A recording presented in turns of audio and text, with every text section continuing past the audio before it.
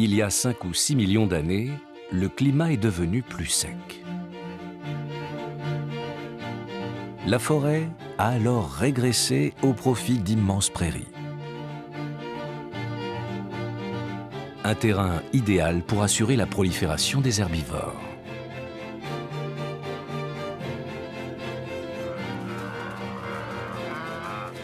Ces mammifères sont devenus si nombreux qu'ils auraient pu épuiser la ressource en nourriture et disparaître.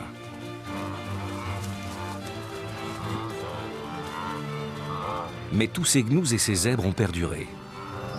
Car en même temps qu'ils prospéraient, des prédateurs prospéraient dans leur sillage et régulaient leur nombre. Le lion est présent en Afrique depuis au moins 3,5 millions d'années. Au fil du temps, il a appris le comportement de ses proies. Mais ses proies ont aussi appris à esquiver ses attaques.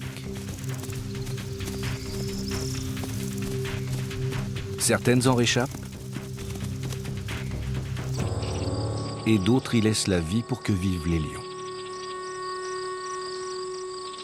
Si l'un est programmé pour tuer l'autre, ils ont néanmoins les mêmes ancêtres. Des petits mammifères insectivores qui ont succédé aux dinosaures il y a 65 millions d'années.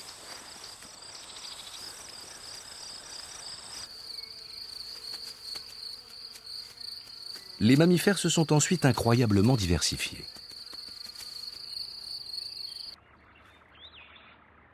Ceux qui sont parvenus jusqu'à nous ont trouvé d'une façon ou d'une autre une solution durable pour remplir la condition première à la survie, manger.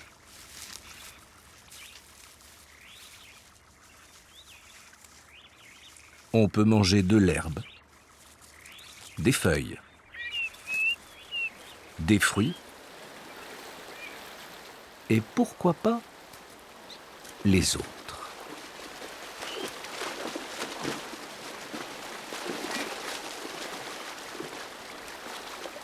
Les carnivores ont investi une niche écologique qui restait libre. Il y avait quelques conditions à remplir pour l'occuper.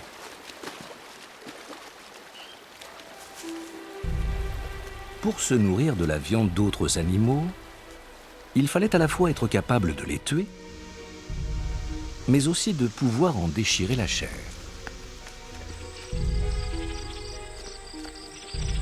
Question résolue chez les carnivores qui ont une mâchoire puissante et une dentition toute particulière.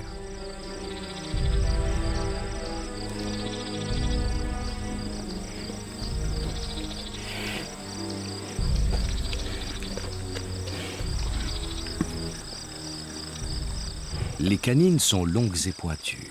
Elles servent surtout à attraper et à tenir les proies.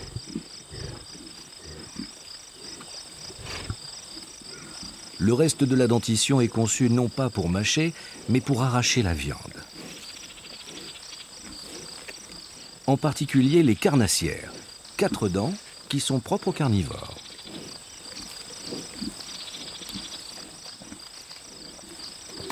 De chaque côté de la mâchoire, la dernière prémolaire supérieure et la première molaire inférieure forment un dispositif unique, capable de déchiqueter la chair et de broyer les os.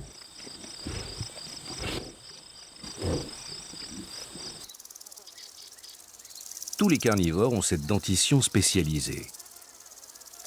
Aussi bien la mangouste jaune qui pèse 600 grammes que les lions qui peuvent peser plus de 200 kilos.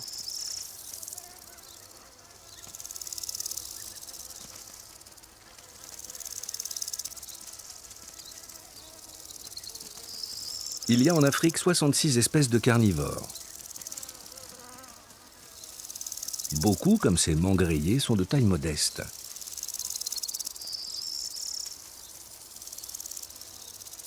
Les grands carnivores sont l'exception.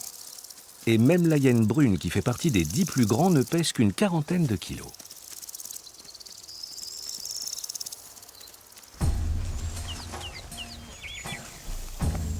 Sa cousine, la hyène tachetée, est plus massive et beaucoup plus puissante. Elle appartient au club très fermé des 4 carnivores africains qui peuvent peser plus de 50 kilos.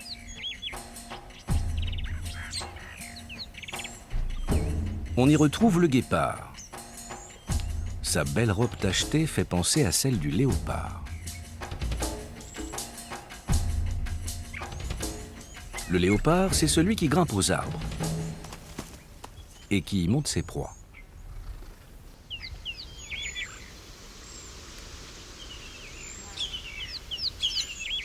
C'est lorsqu'il est dans les arbres qu'on l'observe le plus facilement. De là vient sans doute le fait qu'on exagère beaucoup sa nature arboricole.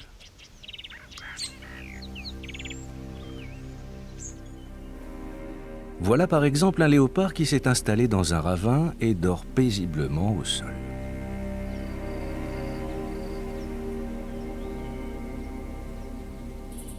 Et celui-là qui prend la même option.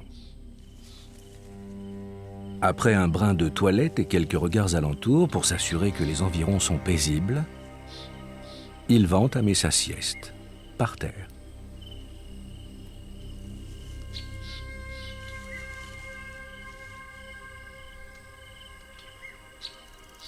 Quant à ceux qui préfèrent s'installer dans les branches, c'est souvent simplement pour chercher un peu de fraîcheur dans les hauteurs.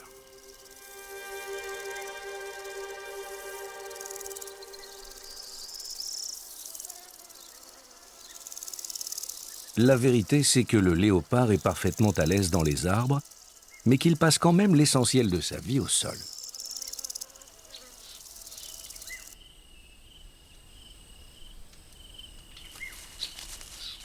De tous les grands carnivores, c'est probablement le plus discret. Alors on a du mal à estimer ses effectifs. On a pourtant une certitude. Aujourd'hui, c'est celui dont la population reste la plus nombreuse. On le trouve quasiment partout. En matière d'habitat, il n'a qu'une exigence, qu'il y ait assez de végétation pour qu'il puisse se mettre à couvert.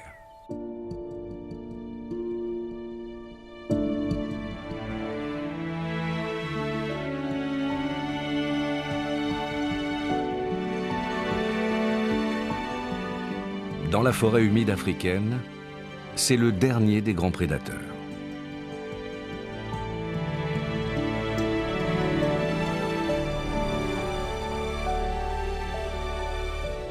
La réussite du léopard tient beaucoup à la souplesse de son régime alimentaire. Ce grand amateur de gazelles de taille moyenne peut, s'il le faut, se rabattre sur d'autres proies.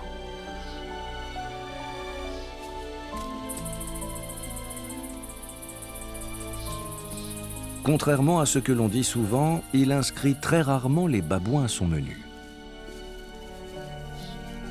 Par contre, il mange fréquemment des petits mammifères, des reptiles, des oiseaux et même des insectes.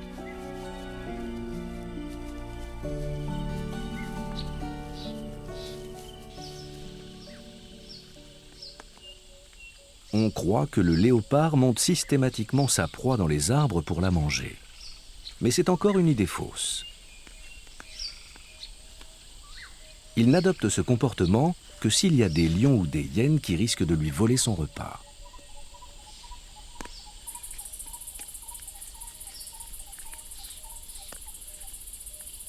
Reste qu'il est assez surprenant qu'une hyène puisse impressionner un léopard, qui a priori a tous les atouts pour lui tenir tête. Du moins, les plus gros d'entre eux. Car il y a de petits spécimens.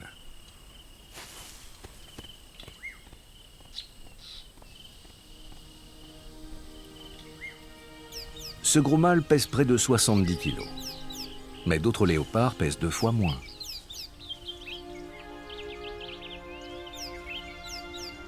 On observe chez les adultes d'incroyables différences de poids qu'on ne retrouve pas chez les autres grands carnivores.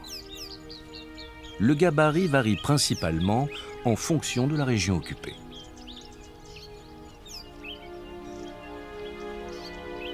Le poids moyen de ce félin est d'une bonne cinquantaine de kilos pour 60 cm aux épaules.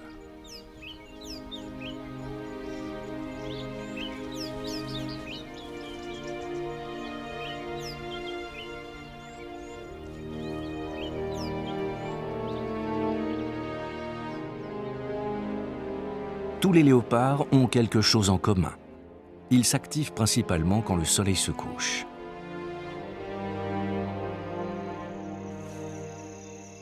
Ils ont l'odorat très développé et le mettent alors à profit pour analyser leur habitat.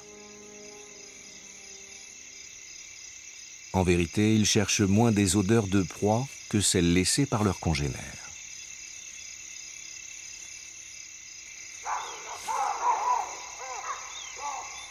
Un instant distrait par les cris des babouins, le léopard retourne rapidement à un examen minutieux du territoire qu'il occupe.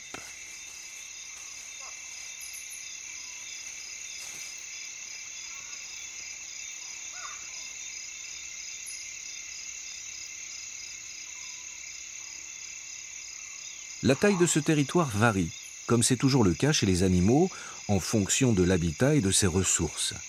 Il est souvent d'une dizaine de kilomètres carrés, mais il peut être 5 ou 6 fois plus grand. Le léopard est un animal solitaire et l'essentiel de sa relation avec les autres se fait de façon indirecte au travers d'une communication olfactive.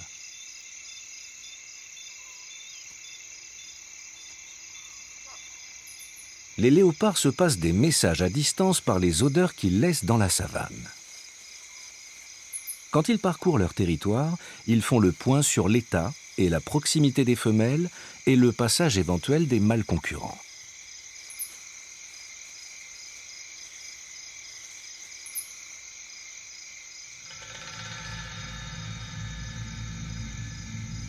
Il y a probablement dans ce troupeau de gazelles la proie qui se retrouvera bientôt suspendue dans les branches.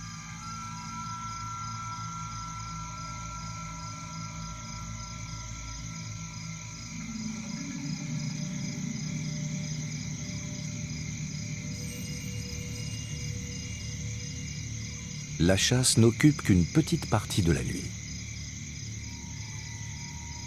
Le reste du temps, le léopard se déplace ou dort encore.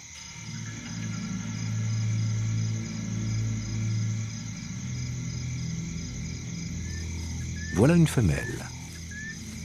Les femelles ont elles aussi leur domaine. Mais elles sont beaucoup moins attachées que les mâles à la notion de propriété. Elles admettent même assez facilement qu'une autre femelle empiète un peu sur le terrain qu'elles occupent.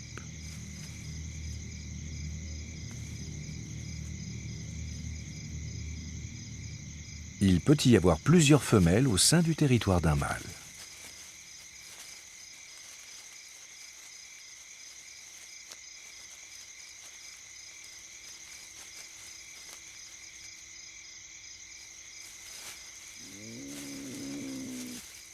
Les léopards se reproduisent à intervalles de 2 ans.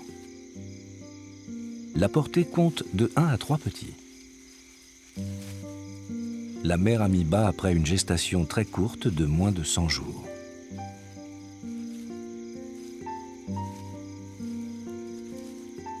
Les petits sont nés aveugles. Ils ne pesaient pas plus de 500 grammes.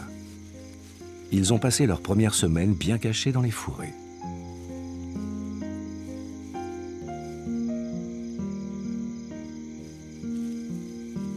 Les lions partent en chasse. Les petits léopards ne risquent rien tant qu'ils se tiennent à l'écart.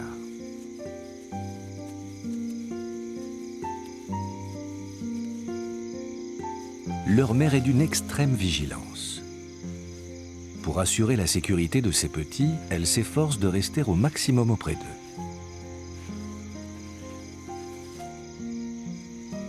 La nuit, elle leur consacre plus de 60% de son temps.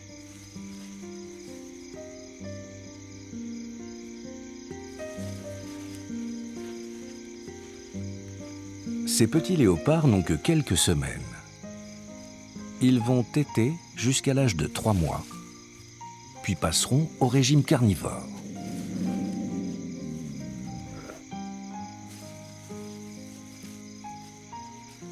Mais ils devront attendre d'avoir 1 an pour se nourrir par eux-mêmes et gagner leur galon de prédateurs.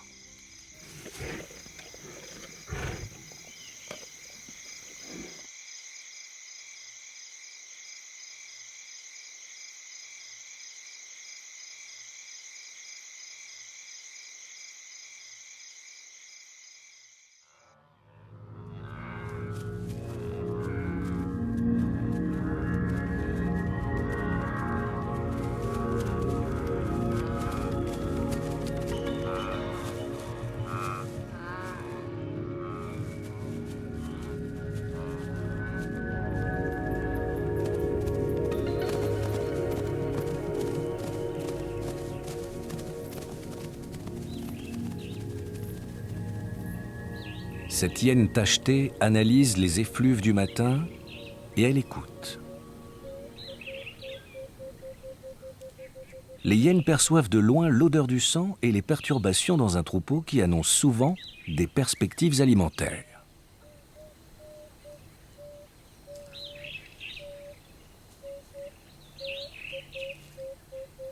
Ces deux jeunes viennent de sortir de la tanière où ils ont passé la nuit. Ce qui veut dire qu'une adulte au moins est rentrée de sa longue errance nocturne.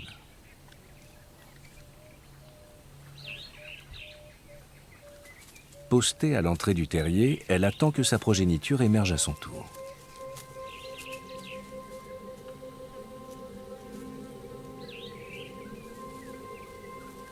Entre une mère et son jeune, comme entre toutes les hyènes, les salutations sont particulières.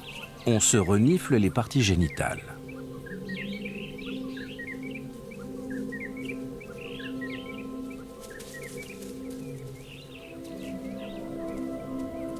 En quelques minutes, la tanière se vide de tous ses occupants qui ne s'en éloignent guère.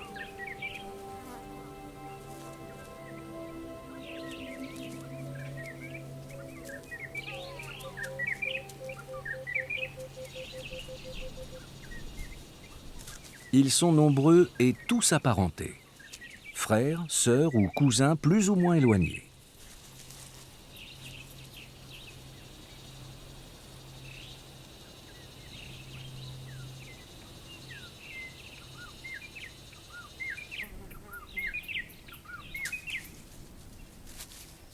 Ils sont d'âge et de taille très différents. Ce qui s'explique parce que les hyènes mettent bas à n'importe quel moment de l'année. Et aussi parce que tous les jeunes, mâles ou femelles, restent plus d'un an à la tanière.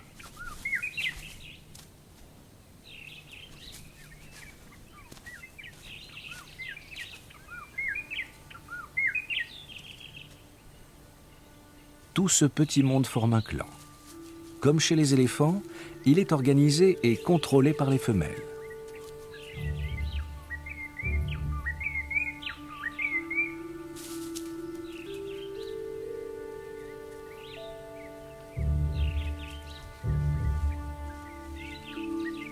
D'ordinaire, chez les mammifères, quand l'organisation sociale est fondée sur le lien de parenté, toutes les femelles s'occupent des petits des autres et elles les nourrissent. Les hyènes tachetées font exception à la règle. À la différence des lions, elles n'allaitent que leurs petits.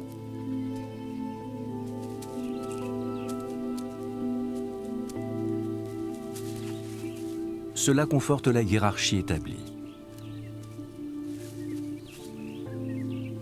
Les jeunes dont les mères sont les moins fortes sont moins bien nourris que ceux de la femelle alpha qui mange sans problème et a une généreuse lactation. C'est d'autant plus important que les hyènes allaitent leurs petits pendant une durée incroyable de plus d'un an.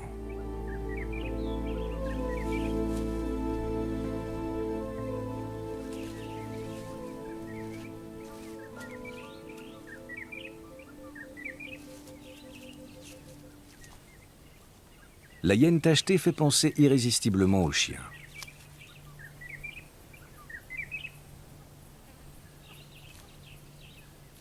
Elle en a les oreilles développées et le museau allongé.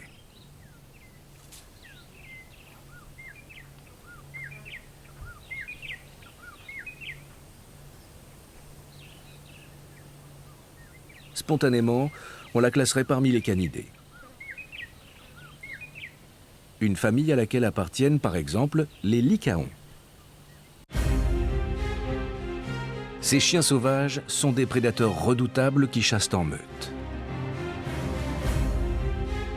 Ils ont quelque chose en commun avec la hyène, une grande endurance.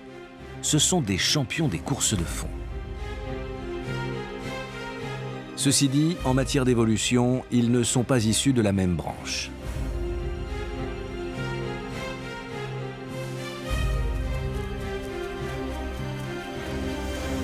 L'ordre des carnivores est divisé en deux superfamilles. Il y a d'un côté une branche canine à laquelle appartiennent le chien sauvage, ou ce chacal, et de l'autre, la branche féline, dont sont issus tous les hyénidés. Ce serval et bien sûr cet animal magnifique. Souple et joueur, il est chat jusqu'au bout des pattes. Avec quand même déjà une particularité. À la différence du lion ou du léopard, il ne peut pas rentrer ses griffes.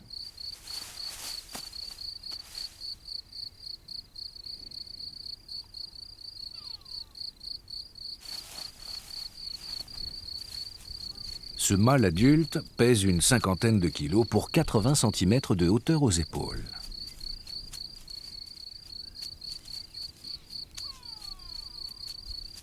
Ses longues pattes et sa silhouette élancée lui permettent de courir vite. Mais il a un cœur de petite taille et ne tient pas l'effort. Voilà qui conditionne sa vie de prédateur.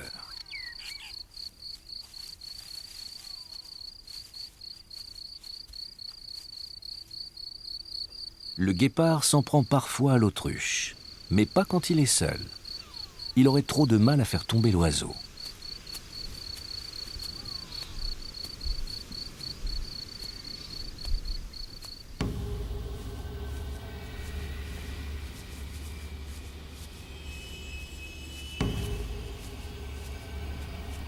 Un bébé zèbre pourrait faire l'affaire. Mais pas question de tenter sa chance avec ce groupe d'adultes.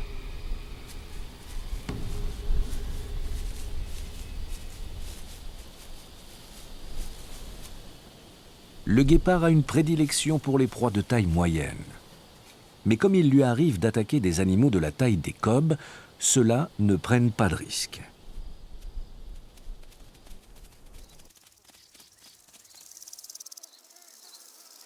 C'est de jour, dans les grandes plaines, que le guépard préfère chasser. Il y trouve ses proies favorites, les petites gazelles. Et un terrain ouvert favorable où il peut donner toute sa mesure.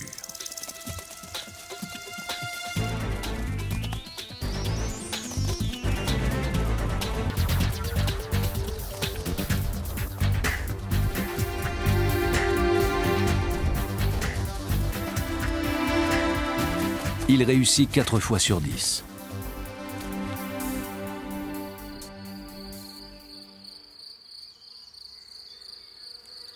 Les guépards commencent à chasser lorsqu'ils ont environ 1 an.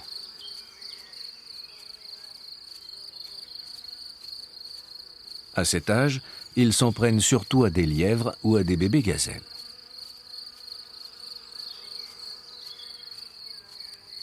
En fait, les bébés guépards sont aussi vulnérables que les bébés gazelles.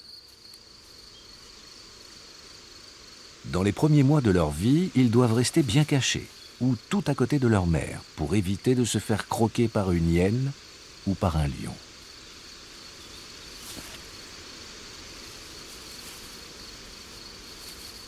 Les femelles ont une portée de 1 à 6 petits. Dans les familles nombreuses, les mâles qui arrivent à l'âge adulte peuvent parfois rester très soudés et former des coalitions durables. On peut alors compter 2, 3, voire 4 individus qui ne se quittent plus.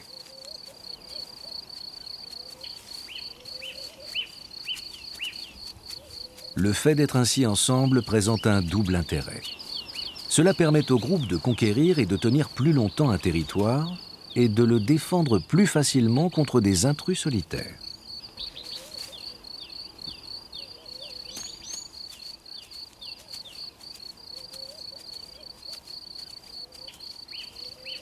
Ils permettent aussi de s'en prendre à des proies plus grosses. Il est quasiment impossible pour un animal seul de tuer une antilope de cette taille.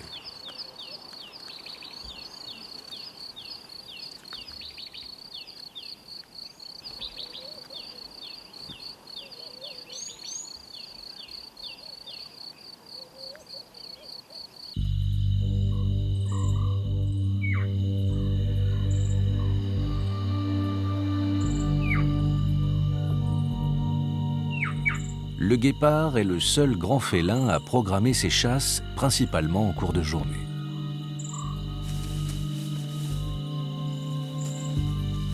L'impala s'est fait prendre juste avant la nuit. La gazelle est grande et la mâchoire du guépard est courte. Il doit s'y prendre à plusieurs fois pour tuer sa victime.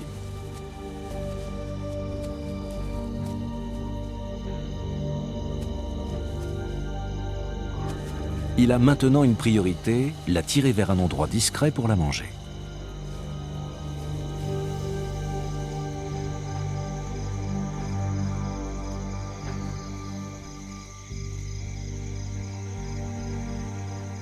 Ces deux lions ont le ventre si plein qu'ils attendront 2 ou 3 jours avant de retourner manger. Cette nuit, ils vont dormir.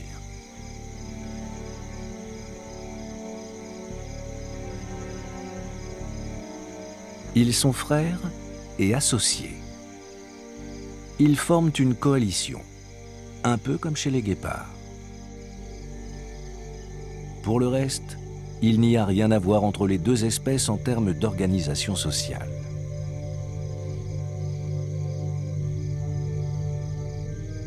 Les lions sont une exception chez les félins. Ce sont des animaux sociaux. Ils vivent en clan. Dans les clans, quand la nuit arrive, on s'éveille et on socialise.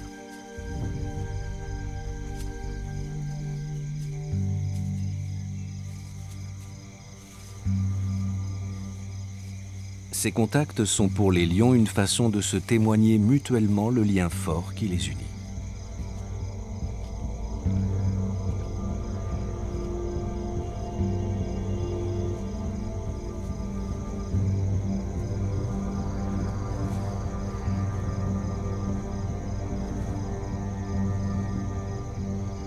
La lionne voit que les nuages qui passent cacheront bientôt la pleine lune. C'est une bonne nouvelle. La nuit sera plus noire et la chasse plus facile.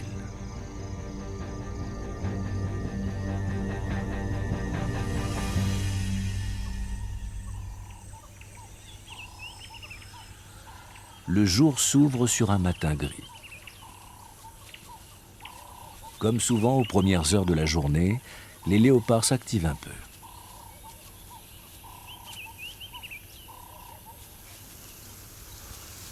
Ce jeune mâle, qui a moins de 2 ans, a pris son indépendance depuis peu.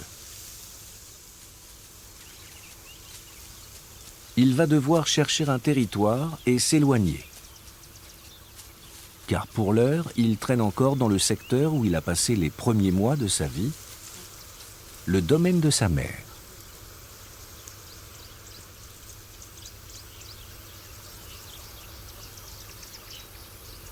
Justement, la voilà. Elle a senti l'odeur de son jeune.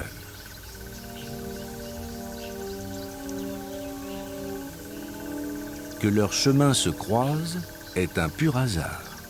Ils ne se cherchaient pas.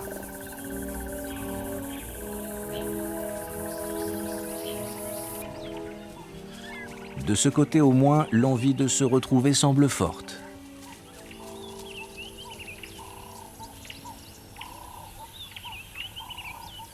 Lorsque le jeune léopard s'approche de sa mère, il ne sait pas vraiment à quel comportement s'attendre.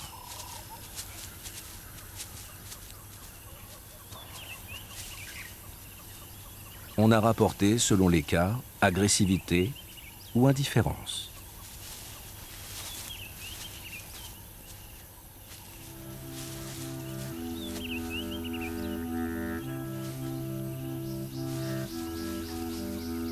On voit bientôt qu'on est dans un 3e registre, celui d'une manifestation du lien indéfectible qui perdure entre une mère et son fils.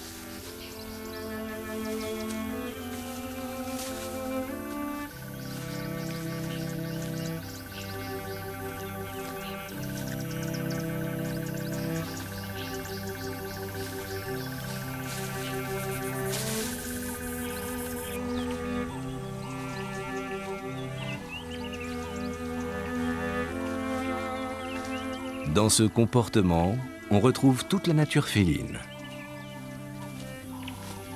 y compris lorsqu'au bout d'un moment, ces marques d'affection semblent dégénérer en postures agressives.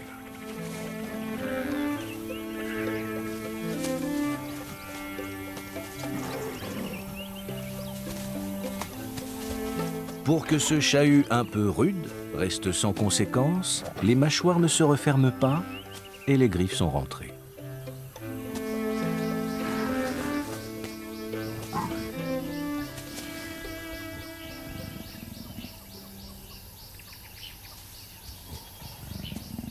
La nature veut plutôt que la mère essaie de repousser son jeune pour lui marquer fermement qu'il ne doit plus rien en attendre, qu'il doit prendre vraiment son indépendance et s'éloigner d'elle.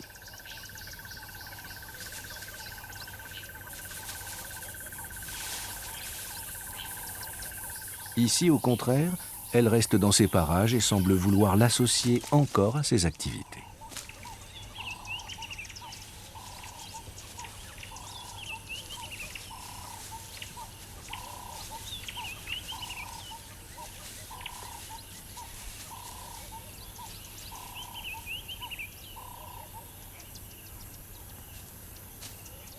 Ce battement de queue est un indice. Grâce à leur vue hors du commun, les léopards ont détecté au loin un petit groupe d'antilopes.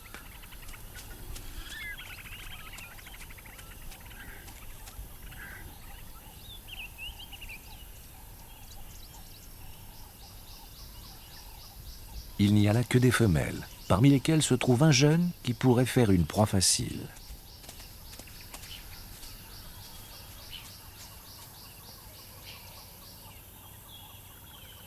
La mère aimerait bien emmener sa progéniture à la chasse pour lui montrer une dernière fois son savoir-faire. Mais contre toute attente, le jeune va renoncer à la suivre.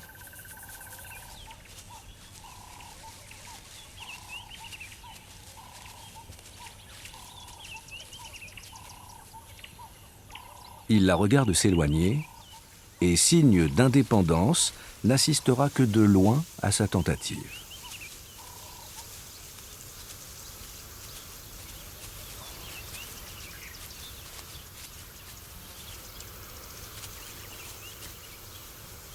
Pour attaquer sa proie, le léopard doit l'approcher à moins de 20 mètres.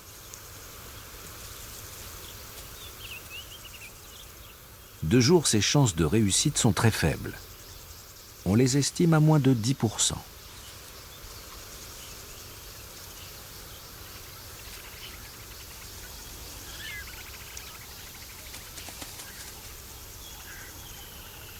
Il ne sait pas si sa mère a réussi sa capture, mais c'est la dernière fois qu'il l'a vue.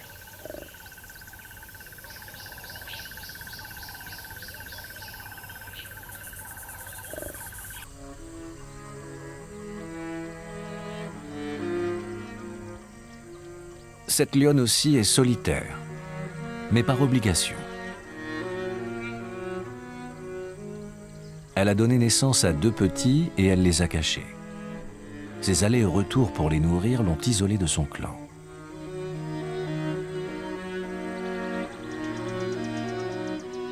Pour l'heure, elle s'occupe d'elle.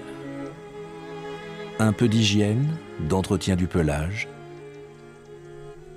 Cela devrait limiter la présence des tiques qui sont à l'origine de ces taches de sang.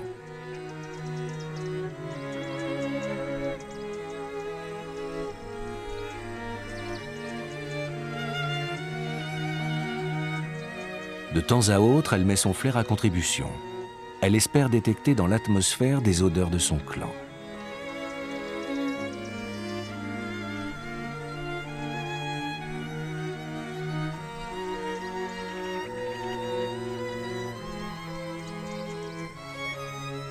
Comme à l'évidence, elle reste livrée encore à elle-même, la lionne va entamer un peu d'exercice.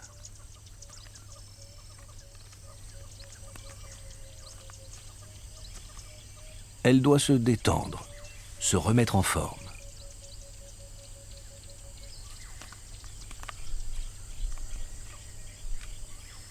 Elle est maigre. Cela fait plusieurs jours qu'elle n'a pas mangé. Elle va devoir aller chasser.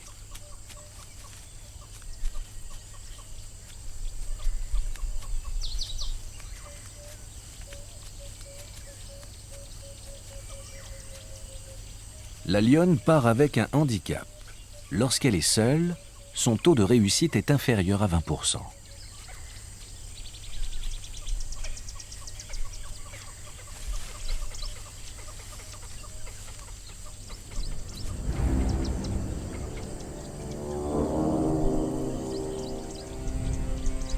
Le carnivore a un atout, il n'est pas très difficile. Il chasse un peu ce qui se présente.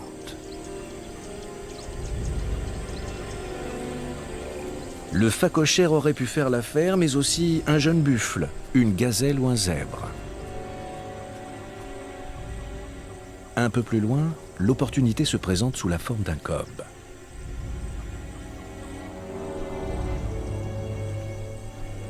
À ce moment, de toute évidence, la grande antilope n'a pas détecté l'arrivée du prédateur.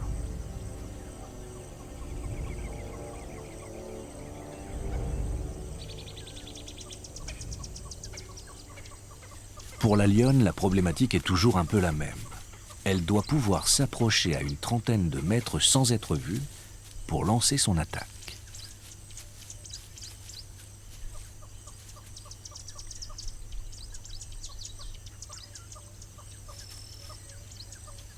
Elle va vouloir avancer encore un peu, de quelques mètres. Ce seront les mètres de trop.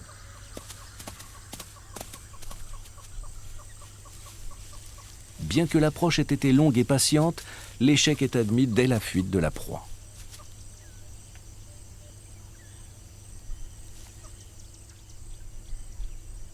Il va falloir chercher un autre gibier et tout reprendre à zéro.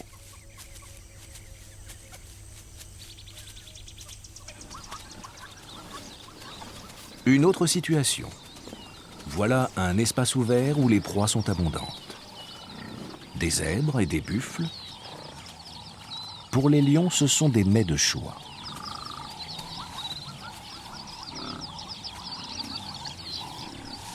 Cette lionne va devoir choisir.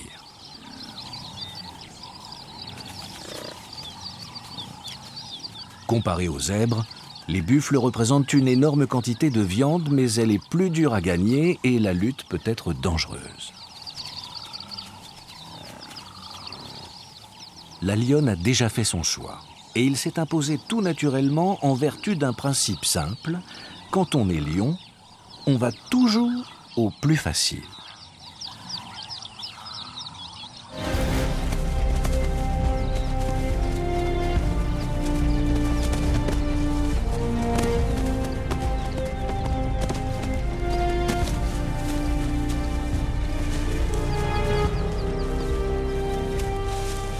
En dépit de ses ruades et de sa vigueur, le zèbre ne peut rien faire pour échapper à la terrible emprise. L'arrivée d'un deuxième prédateur le condamne définitivement.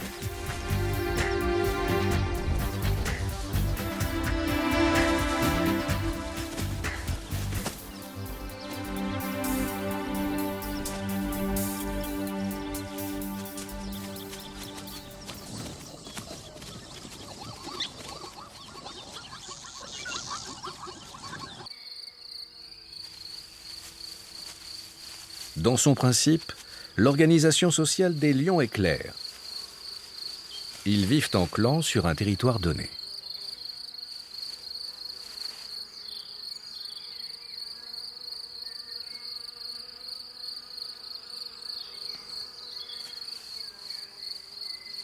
Le clan est constitué essentiellement d'un groupe de femelles et de leur progéniture. Les femelles, qui sont le plus souvent de même sang, passent toute leur vie au sein du groupe.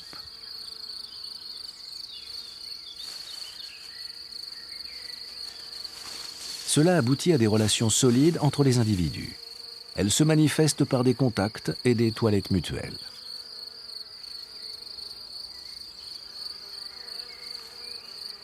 Les lionnes sont beaucoup plus proches entre elles qu'elles ne le sont des mâles adultes.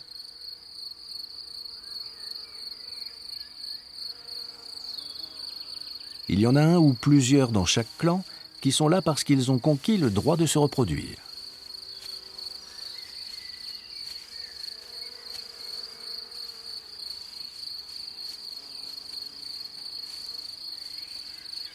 Le clan est une structure durable qui peut voir se succéder plusieurs générations de femelles.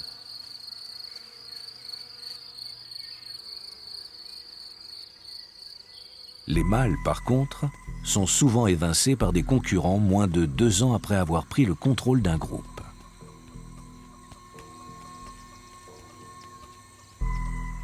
Exclus de leur clan, incapables d'en conquérir un autre, ils vivent souvent seuls jusqu'à la fin de leur vie.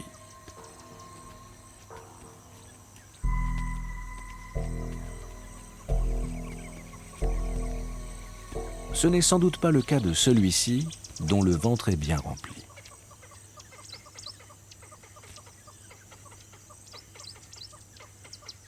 Il a dû s'éloigner simplement de son groupe pour aller boire.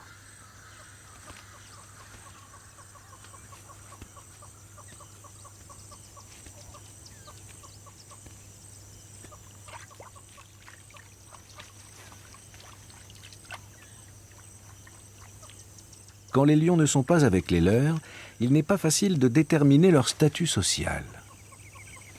On doit se fier à des indices. Celui-ci a une belle crinière, on peut en déduire qu'il est en pleine force de l'âge et qu'en conséquence, il doit probablement tenir son rang de reproducteur quelque part au sein d'un clan.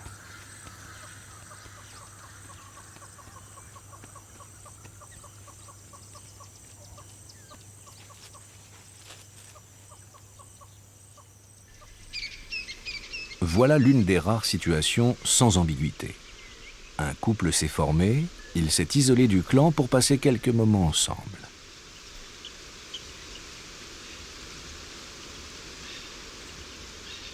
Le jour suivant, le lion et la lionne sont survolés par une nuée de vautours, ce qui laisse à penser qu'ils ont tué une proie.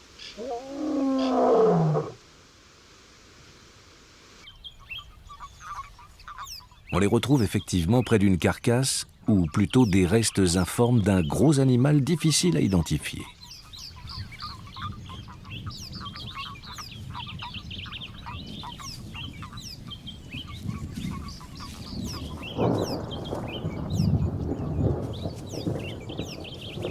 Le couple, qui n'a plus beaucoup d'appétit, s'apprête à laisser là la proie à moitié décomposée.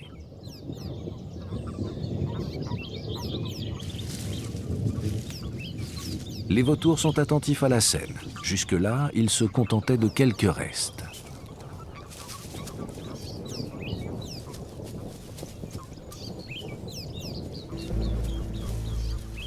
Cette façon qu'a le mâle de marcher dans le sillage de la femelle indique clairement qu'il est dans une phase de reproduction.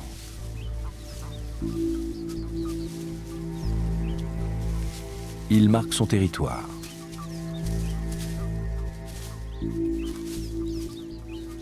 Le départ des lions déclenche instantanément le retour des vautours. Mais leur festin sera de courte durée. Le mâle a finalement laissé sa femelle pour revenir à la charogne.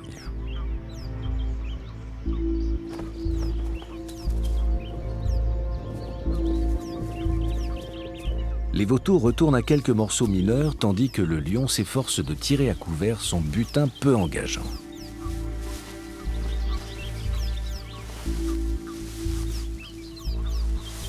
À ce moment, le roi de la savane est plutôt dans un registre de charognards. Il y a des stricts charognards chez les oiseaux, mais pas chez les mammifères carnivores. Sans doute faute de carcasse en suffisance. Même les hyènes chassent régulièrement. Mais de tous les grands carnivores, ce sont elles qui tirent le meilleur parti des carcasses. C'est le secret de leurs étonnantes lactations. Les os en particulier leur apportent phosphore, calcium et sels minéraux en grande quantité.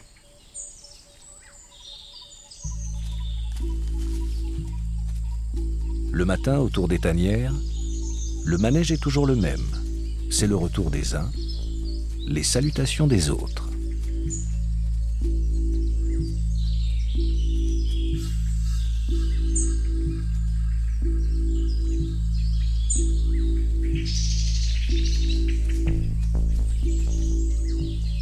Ces deux-là ont environ 1 an. À cet âge, le pelage commence à passer du gris à un brun roux et les taches sont très marquées.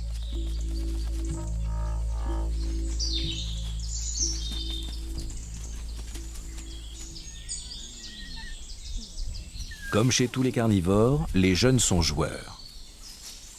Et les abords du terrier sont très animés aux grandes dames de ceux qui voudraient un peu dormir.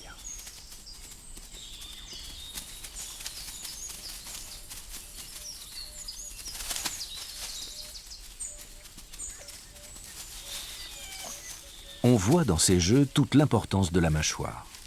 C'est le moyen privilégié pour soumettre l'autre et établir la hiérarchie.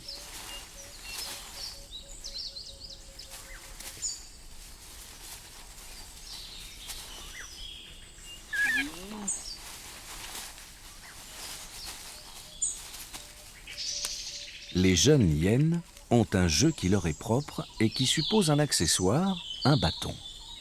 Le but est de le mordiller pour qu'il devienne le plus petit possible.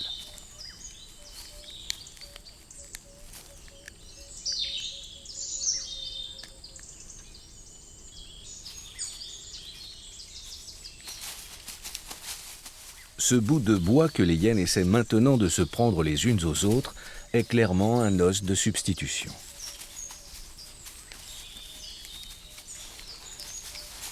Ce jeu du bâton est un prétexte pour faire travailler les muscles de leur mâchoire qui vont atteindre à terme une force phénoménale. Elles pourront réduire en quasi-totalité n'importe quelle dépouille alors que les autres carnivores en gaspillent près de 40%.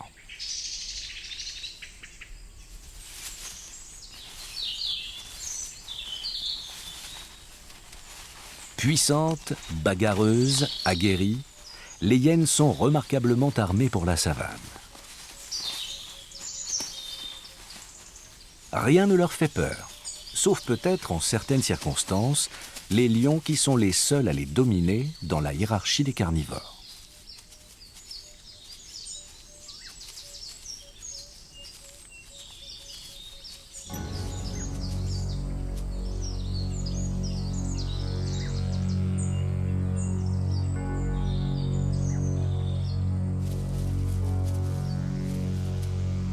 Une lionne pèse plus de 100 kg. 100 kg de muscles qui se déplacent en silence, qui s'approchent avec patience et font peser au quotidien sur la savane une menace permanente et lourde.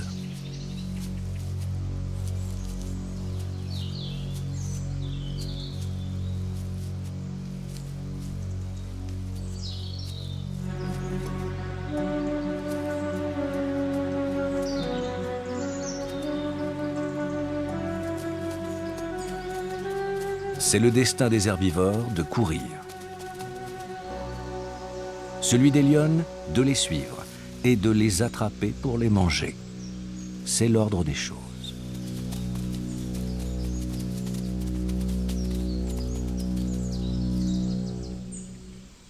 Mais par chance, pour les proies, il n'y a pas de fatalité. Chaque cas est particulier et chacun a sa chance. Finalement, les deux lionnes n'iront pas chasser et se reposeront au soleil du matin.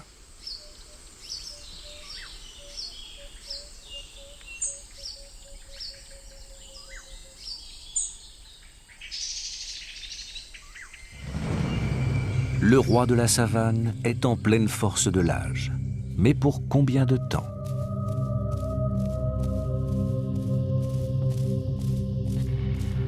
Le guépard va chasser.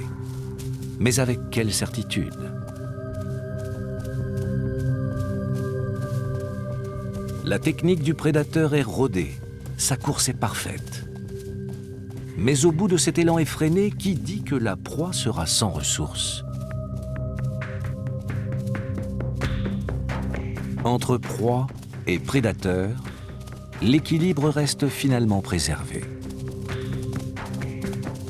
Même si c'est de la plus surprenante des façons.